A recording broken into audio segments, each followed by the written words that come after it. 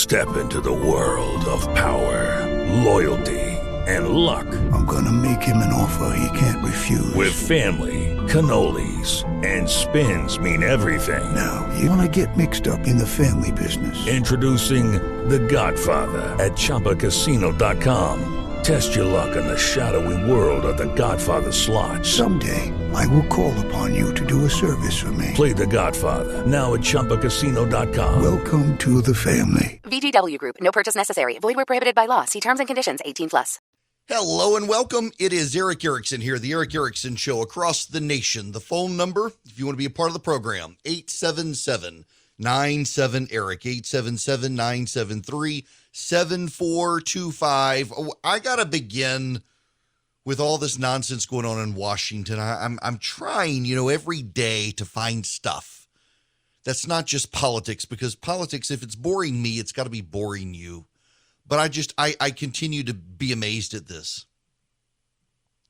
I have said before, and I've got to say it again, how is it that the Democrats are as bad at this as they are? I am flabbergasted by their ability at this moment to put points on the board.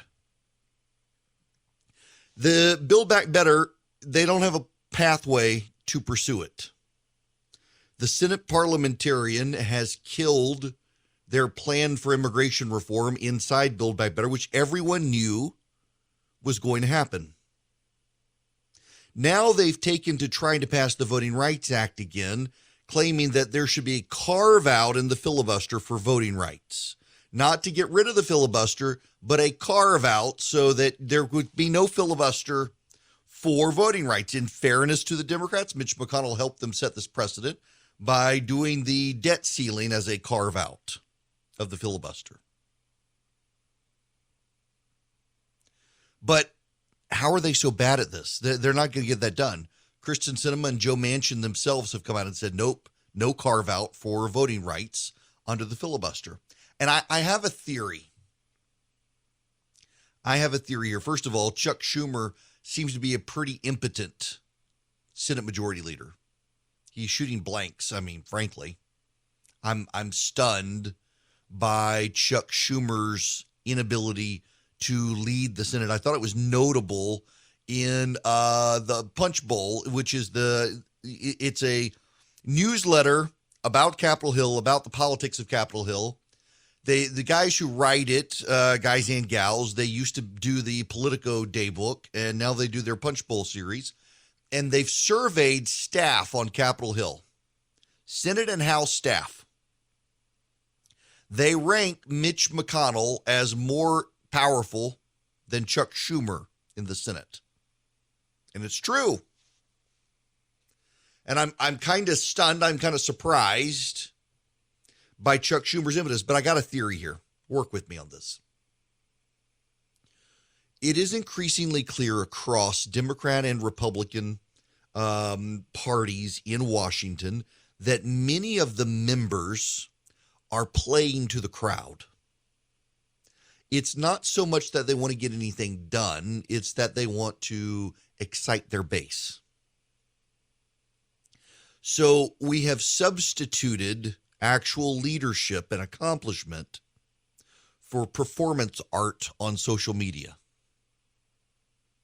So Elizabeth Warren, for example, can introduce legislation to pack the Supreme Court after Joe Biden's, what did he call it? His commission to study the Supreme Court, after they came out and said, bad idea. She's going to do it anyway, not because she thinks it can pass, but because she performs. It's performance. Ayanna Pressley has come out this morning with a tweet. Student debt, allowing student debt to remain, is policy violence. Policy violence, the new phrase. Not forgiving student loans is policy violence. You allow people to continue to have the student debt that they chose. It's policy violence. Apparently, you give people bad gifts at Christmas. That is present violence, which is way more important than policy violence. She doesn't seem to understand that. But it's all playing to the crowd. It's all about performance, not actually getting anything done. So the Democrats can't get Build Back Better passed. It's not able to get passed. They have no agenda to get it passed. We are at the end of the year. They cannot get it over the cross. They can't get over the finish line. Can't do it. They have no ability to get Joe Manchin's vote. They're unwilling to compromise further with him. They're trying to get him up from a number where he's dug in his heels. They will not go down to his number. They can't get it passed. They are incapable of getting the Voting Rights Act passed. They will not pass it. They can't get over the filibuster. And so what they've done now is they've sent out a series of Democrats on Capitol Hill to perform, to claim that they are in some way going to get it passed. They are in some way going to get it past the Senate. In no way, shape, or form are they able to get it past the Senate. They don't have the votes. They don't have the votes to break the filibuster. And here's the thing, even if they had the votes to break the filibuster, they don't have the votes to get the individual pieces of legislation passed because Joe Manchin is opposed.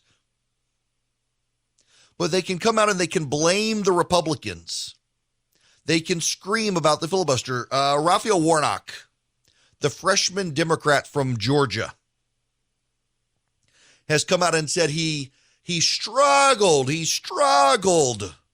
with whether or not he should support the deal on the debt ceiling. Why are we taking a carve out on the debt ceiling when we can't for voting rights?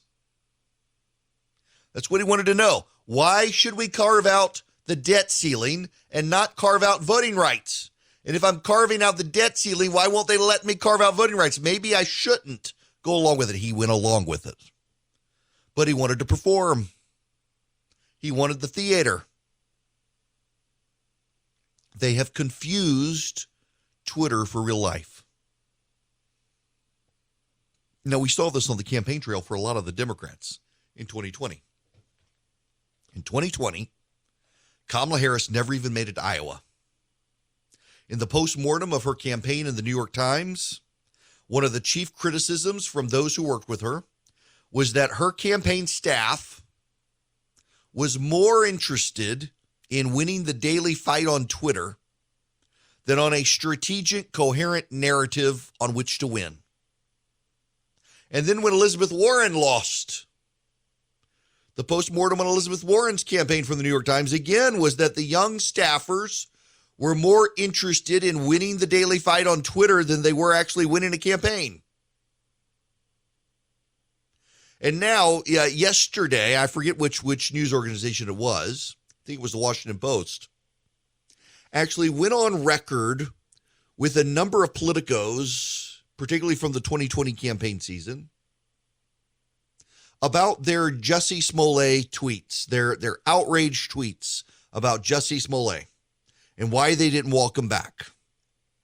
And the criticism, again, was that the young staffers in charge of the social media accounts were more in tune with what was going on social media and compelled to respond to those sorts of things. It was the young staffers on social media. It was their fault. It's what I think is going on here. Chuck Schumer is an impotent leader. It's not that he's incompetent. He just can't get anything done. You don't get to be the Senate Majority Leader by being incompetent, but he is impotent. And he's impotent because Chuck Schumer plays by different rules. Chuck Schumer is out to actually come up with a comprehensive public policy plan, and his Democratic colleagues are too busy winning the war on Twitter. They can't win the war in the Senate. Schumer cannot gravitate them together to do something, and part of the problem is the progressives will not compromise. You know, they compromised on the bipartisan infrastructure bill. They got that passed in the House and the Senate. 13 Republicans voted for it in the House, and it turns out it certainly did help scuttle the Build Back Better plan. This is why the progressives in the House said they refused to vote for the infrastructure plan. They wanted them together. Now that the moderates have passed the infrastructure plan, there's just no reason to pass Build Back Better for many of them. because the progressives, they go all out on performance on social media.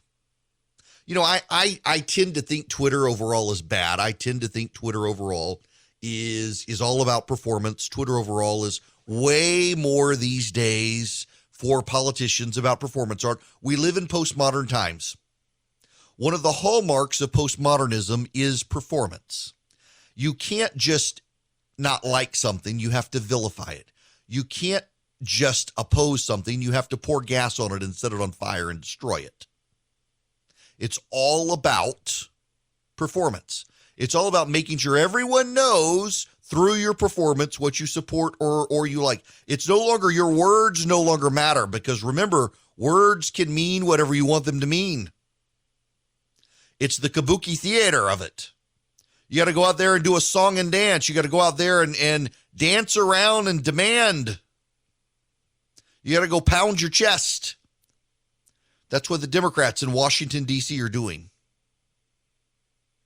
It's what the Democrats and some Republicans, some of the House Republicans have gotten this. They're performing for the base. They're fundraising off of it.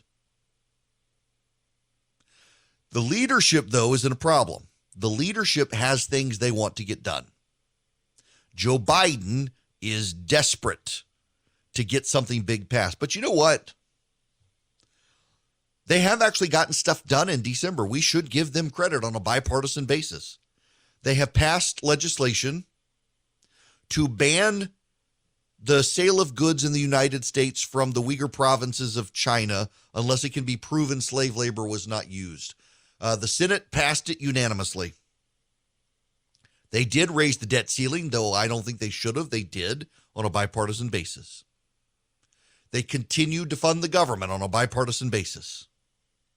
They have passed the National Defense Authorization Act on a bipartisan basis. They stripped from it the provision that would require girls be drafted on a bipartisan basis. They were, in fact, able to get some things done. The business of government continued to get done. And therein lies the rub here.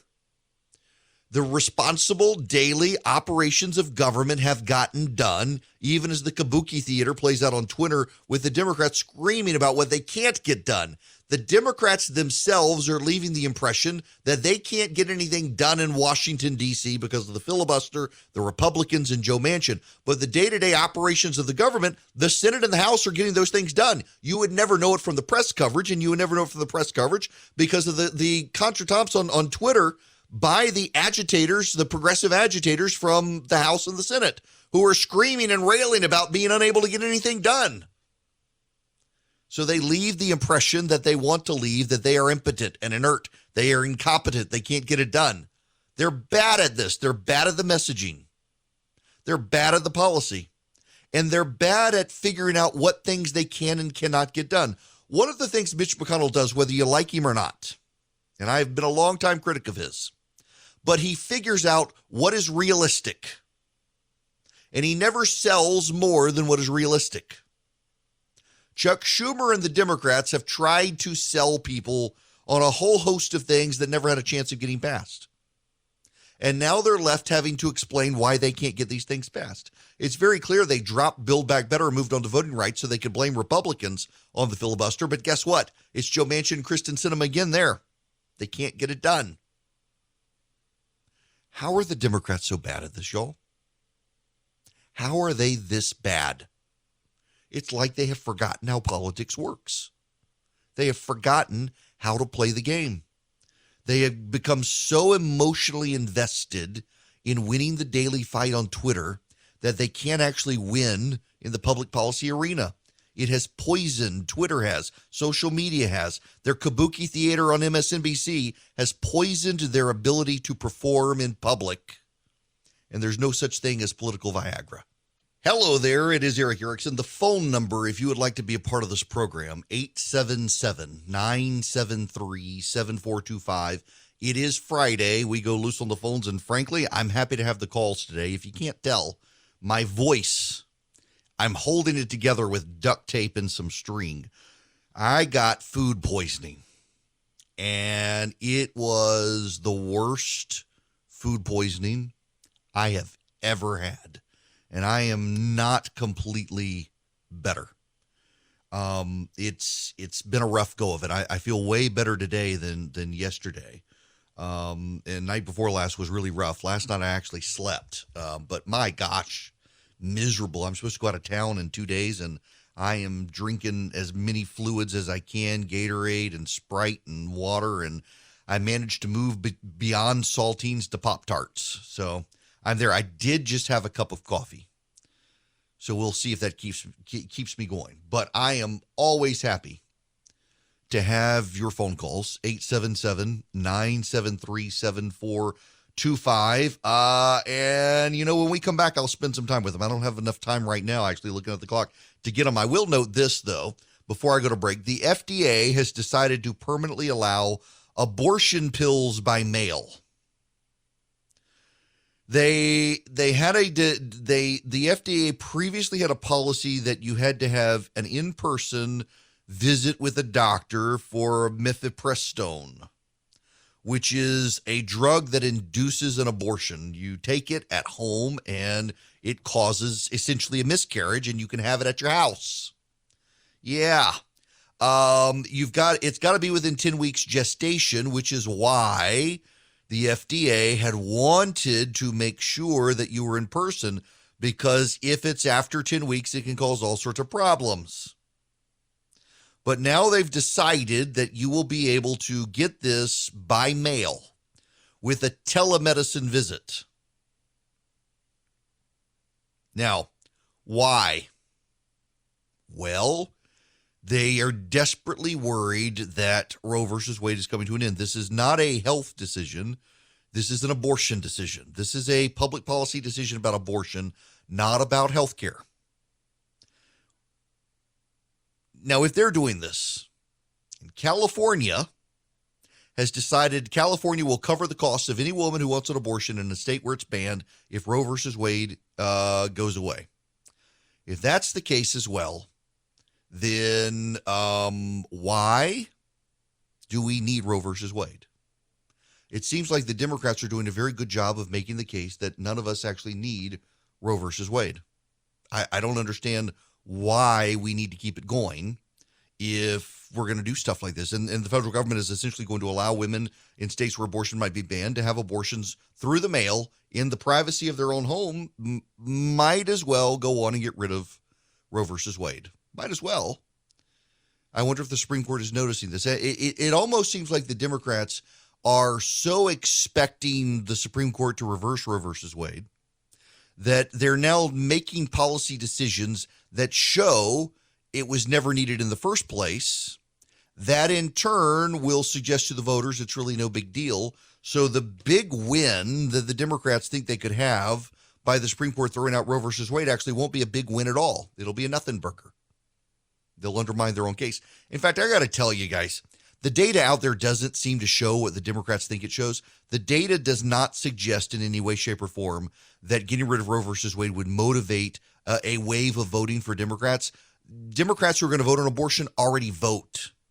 So you're not going to get more people to go vote on the issue when those people already vote. It doesn't work that way. The math's not there for them. So that's what we have. Now, when we come back, I am going to talk.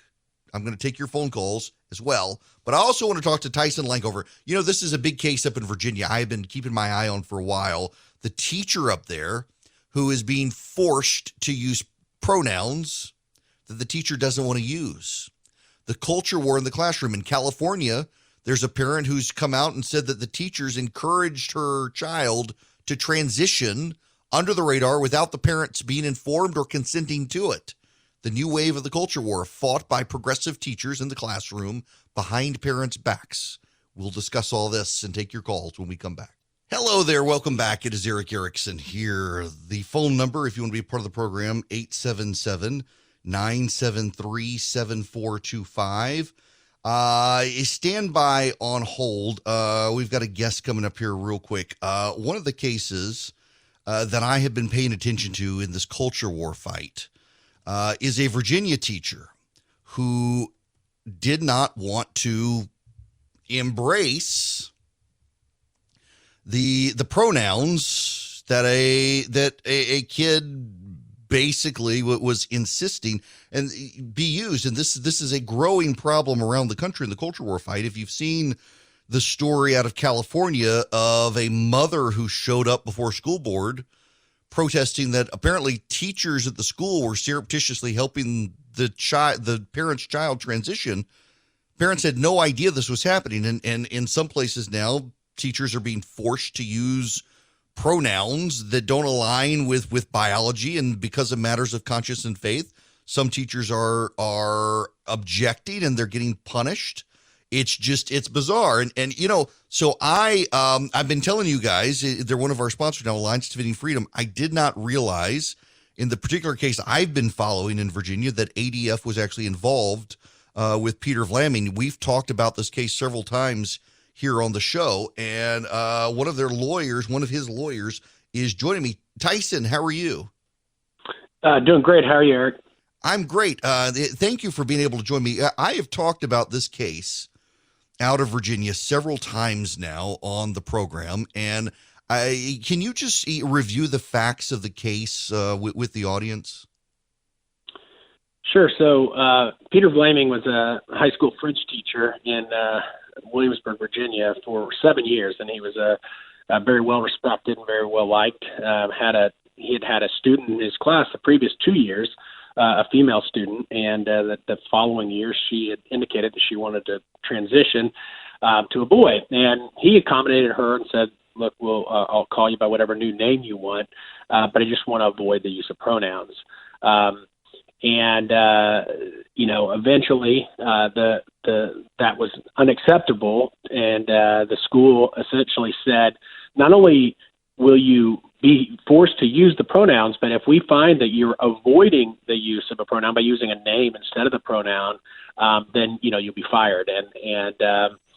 So they were wanting him to sign that statement saying he would agree to that. He said, "I can't," and so they ended up terminating him. And it's a very sad situation, obviously, because teachers should be free to advocate for the good of their students, and they shouldn't be forced to speak messages that they disagree with and that they think are going to be harmful to their students.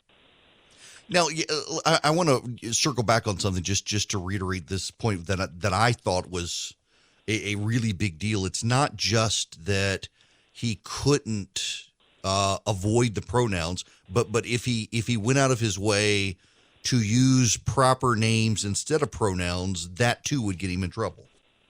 Yeah, absolutely. And that again shows the situation we're dealing with here, Eric. This is all about ideology. This is not about trying to accommodate people with different beliefs. Obviously, he's taught in the public school for years and had no problems accommodating students of all kinds of different beliefs.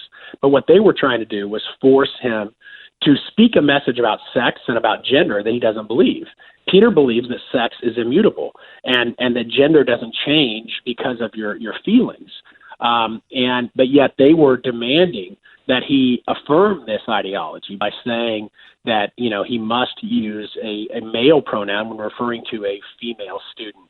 And I think that's the real problem that we're seeing here is that, these schools are adopting these ideological motives rather than educational and are trying to force everyone to adhere to this radical ideology. Now, what's the status of the case? So, unfortunately, the district court dismissed the case. They held that they dismissed all the claims, and so we have appealed this to the Virginia Supreme Court, and we're in the process of briefing that right now, and we're hoping that the Virginia Supreme Court recognizes that Virginia has long protected, the rights of individuals to speak messages that they want to speak and not to be forced to speak messages they disagree with. And as we're seeing, we represent teachers in Loudoun County who have been punished for very similar things. And so this isn't an isolated instance, a very pervasive incident. You mentioned the one in California. School districts across the country are adopting this radical ideology, this notion that gender is fluid and flexible. And the important thing, this isn't about a pronoun. This is about participation in social transition, which we know, based on the science, leads to, puberty blockers, to, cross-sex hormones, and on to surgery. And so you're forcing everybody to participate in those things, even when they don't agree with them and they think they're going to be harmful to their students. Well, one of the things I'm troubled by in all of these situations is it seems like there really is, first of all, they would call you and me the culture warriors here when we're just standing for the status quo, and they're the ones marching down the field, forcing the rest of us to go along with it. But there does seem to be this effort to co-opt particularly the public education bureaucracy to advance this agenda, even against the well-meaning people who just simply dissent from something that isn't settled, is very new, and seems like we're being forced to rush into it. You're absolutely right. And I think, what you're finding at these school districts across the country, you're finding the school boards are finding that the parents don't agree with this agenda. They don't agree that, a man can be a woman, and that we should allow, people into, different locker rooms and forcing speech based upon somebody's feelings. And that's what I think you saw, in Virginia here in the governor's race and so forth, that education, that parental rights, the rights of free speech and free exercise are important. And they're going to begin impacting how people view what policies the school is adopting, because the bottom line is public employees can't be forced to contradict their core beliefs just to keep a job. But that's really what we're seeing is happening across the country, is school districts terminating employees that just don't go along with these radical ideologies being pushed. Well, now I don't want to throw a curveball at you too much, but I know ADF has been working with the Kettle Moraine School District case up in Wisconsin, where very much like the case in California, the school districts allowing minor students to change their name and gender pronouns at school without the parents being involved whatsoever and going along with it. And in addition to, I guess, pushing something against people with honestly held religious beliefs, there really does seem to be just this war in the school system against parents. You're absolutely right. And frankly, I've looked at a number of these policies, and almost every one of the policies are like Kettle Moraine, where they not only allow teachers to hide this information from the parents, but actually tell them they must do that. They say if the parent does not automatically affirm this new gender identity, then they must keep this information from the parents. And that's a radical notion, where they're saying the parents are the problem instead of coming together to work with the situation and try to address why is their child struggling with their gender dysphoria, what's causing this, what's the problem for this, because obviously we should provide children struggling with gender dysphoria with the best care, but separating them from their parents and saying that their parents are the problem, that's not the way to go. And that's not only a violation of the parental rights, but the students' rights to have the participation of their parents. For those of you just tuning in, I'm talking to Tyson Langoffer. He's the director of the ADF Center for Academic Freedom. Now, I'm going to get personal with you here, Tyler. How did you get involved with basically becoming a lawyer advocating on these issues for people, essentially in the culture war, whether they want to be or not? I was in private practice for 15 years, but I got into law because I believe that our rights here in America are so unique and they're so important.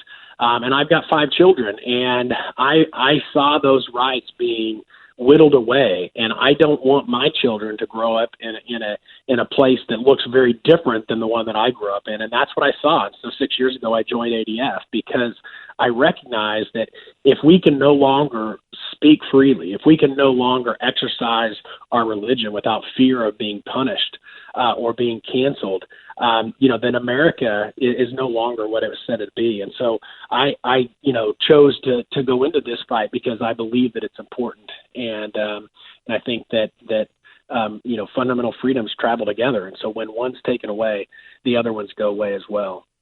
Years ago when I was a lawyer, and I was a terrible lawyer, I do have to put that out. I was great at transactions, horrible at litigation, didn't like it.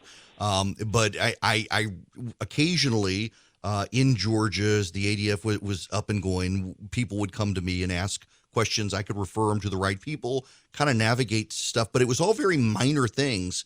things that I mean, today we would look at and kind of roll our eyes at that this was an issue. And all of the hypotheticals of the madness we would get to were just, oh, this sort of stuff will never happen. And suddenly here we are with this stuff, way outside my wheelhouse legally and with my level of expertise. And I'm amazed that we have to have people like you there to represent people from what to me just looks sort of like some sort of social madness that's running amok.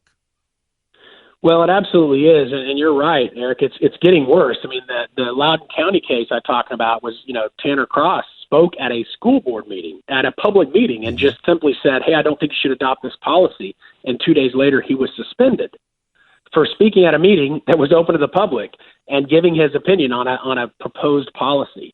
That type of stuff doesn't happen in America. It shouldn't happen in America. It's so fundamentally unconstitutional. And so that's why we need, individuals across the country standing up and saying, we're not going to, allow America to continue down this path where, we can debate important ideas without canceling the other side, without punishing somebody because they have a different view from ours, because that's antithetical to our First Amendment principles that our country was founded upon. Well, I'm glad you're doing it, all of you there. I think the world of the ADF and this case, just particularly the Vlaming case, caught my attention months ago when it was happening. And glad y'all are doing this. Thank you for stopping by to bring us up to speed on it. I really do appreciate it, and hope you have a Merry Christmas. Absolutely. Thanks for having me, Eric. You're welcome. Tyler Langhofer, he's the lawyer for the teacher in Virginia, Peter Vlaming, who all he wanted to do was try to find a way to accommodate a student's transitioning and his religious beliefs. And the school board told him he couldn't even find a way around it to balance his concern and the students, had to go all in or be fired, and was fired. And again, I think this is one of the key points, and I'm glad Tyson brought it up. This is one of the things that stuck out at me so early on in this case, is the teacher was willing to accommodate the students' concerns and was willing to just avoid using the pronouns. And the school said, you can't do that. You have to go all in or nothing. And remarkable that we're in that situation. All right. I want to go on and take a quick phone call before we jump out. People waiting on the phones, 877-973-7425. Robert, you're going to be up first. Welcome. Hey, Eric, thank you for allowing me to join your on-air family. Been a long-time listener when you were in Georgia. Happy to be on your national audience. Like I told you, call screener, just wanted to kind of get your opinion, not trying to be flippant. Full disclosure, I am considered Afro-Latino, so that way we can take any type of racial aspect out of it. But, so I guess it's forewarned. But what I was talking about was this tit-to-tat between Elon Musk, Senator Warren, and Joy Reid. Right. And I don't know if you've called screener explained to you, but I'll just throw it out there. How does it look like you have Joy Reid and Senator Warren both going after a very successful African-American? Wait, is Elon Musk African-American? He was born in South Africa. He's lived there until he was about 7 or 8. Oh, that's great. Yeah.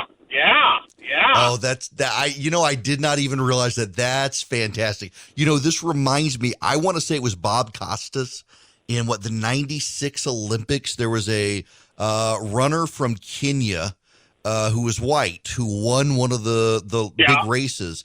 And Costas referred to her as the first non-African American African to win that race. That was the words he used. Yep. Couldn't say black, had to say non-African American African. Yep.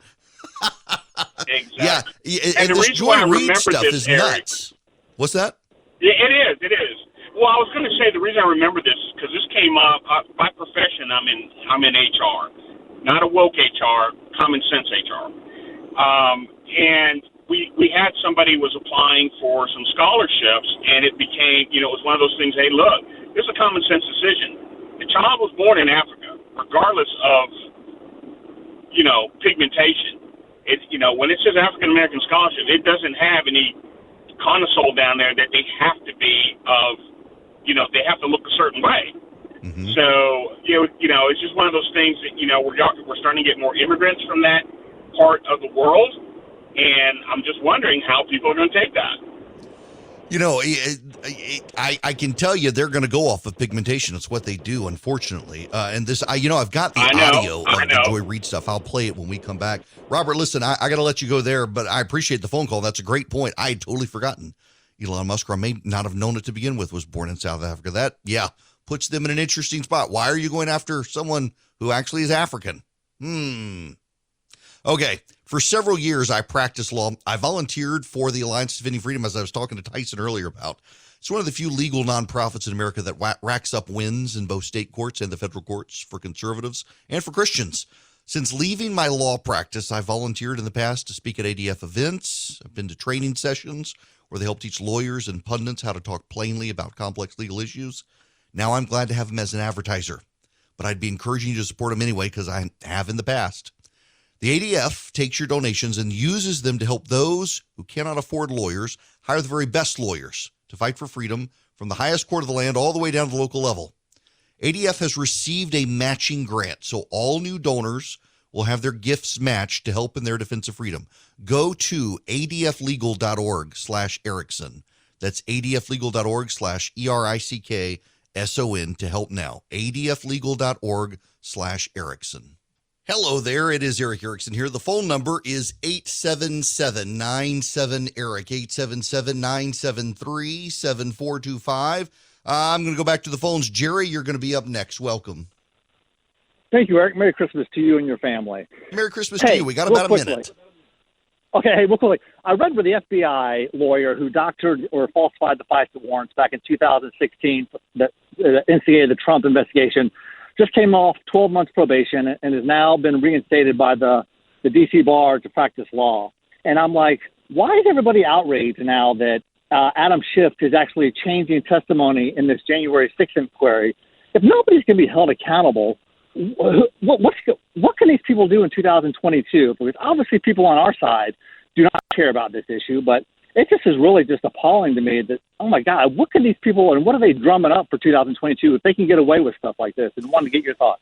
What I think it is they've decided, since their party is named the Democratic Party, that therefore anything that jeopardizes their reign is an affront to democracy, because they're the Democratic Party after all.